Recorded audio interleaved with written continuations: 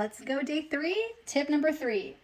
What are we doing for lunch? First, we need to decide, are we doing packing lunches? Are we doing them at home or are we buying school lunch? Now, my school has school lunch. It's actually free for the kids. It's pretty awesome. So I don't have to think about packing lunch. But even in different schools where we did have to buy lunch, we would look at the menu, and if my son just didn't want to eat anything that they had that day, we would need to pack lunch. Otherwise, we would go ahead and use the school lunch for convenience. But if you don't have the option to have school lunch and you prefer, or maybe you prefer, to pack school lunches, I have a blog post with some great ideas of how to pack lunches the kids will actually enjoy. So let me know if you want to see that.